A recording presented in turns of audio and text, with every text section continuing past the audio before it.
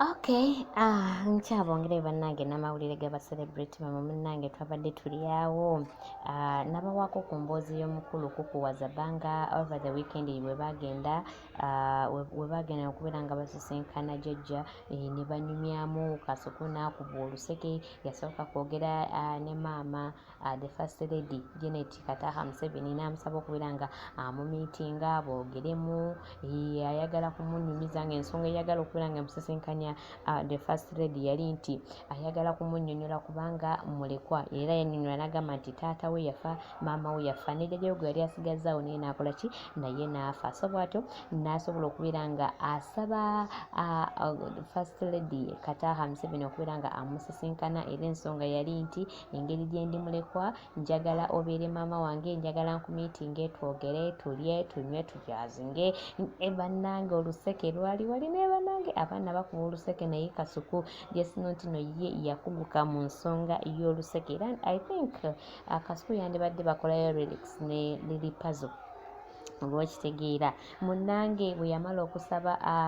first lady teyali mubi n'agamba alright tujja kubeera nga tumiitinga bw'atyo n'akyusa obwenyi n'abutunuuliza omukulembeze w'eggwanga n'amunnyonnyola ensonga ze ezaali zimuleese n'ezaali zireese abantu be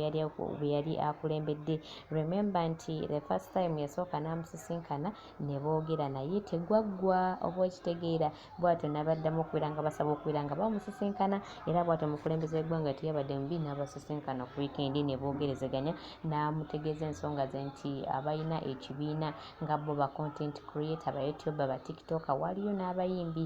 baaliyo naye n'amutegeeza n'agamba twetaaga obuyambi bu President Museveni n'amunnyonnyola bulungi nnyo omukulembeze w'eggwanga teyali mubi n'awuliriza n'asobola okubeera nga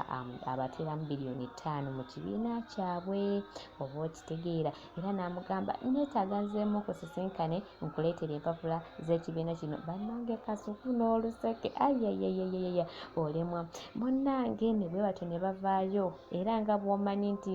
nti tekiwoomera matama abiri waliwo gwe kyasanyusa waliwo ne gwe kitaasanyusa ebibanyiza abamuwala ne bibasanyusa munnange munyagwa ng'avayo twamulabako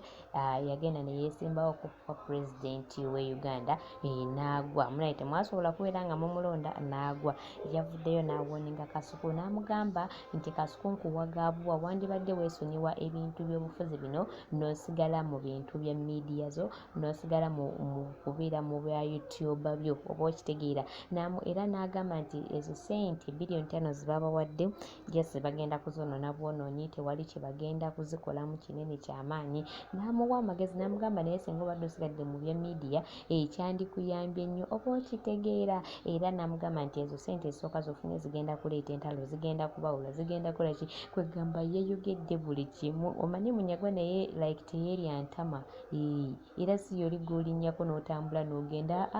akuweerawo ebibyo Justin oliye akuweerayo ebibyo oba okitegeera bw'atyo munnange yavuddeyo n'abeera nga amuwoninga n'amugamba nkuwagaabwa wandibadde weesonyiwa ebintu by'obufuzi bino ne weesonyiwa ebintu bya ssente n'amugamba nti wobanga ofunye chance ng'osisinkanye omukulembeze w'eggwanga makinga sure nti weefaako nga ggwe omuntu nga ggwe ssekinnoomu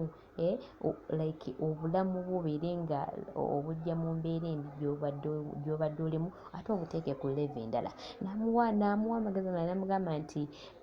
bw'onoobuuza okusisinkana Museveni kubanga already omukulembeze w'eggwanga yali agambye kasuku next week baddemu okubeera nga basisinkana asobole okubeera nga amuwa empapula z'ekibiina ekyo aziyiseemu engeri amateeka gye gatambulamu oba okitegeera gye gagenda okuba nga gatambulamu n'amugamba genda bw'oba omusisinkanye in private mwogere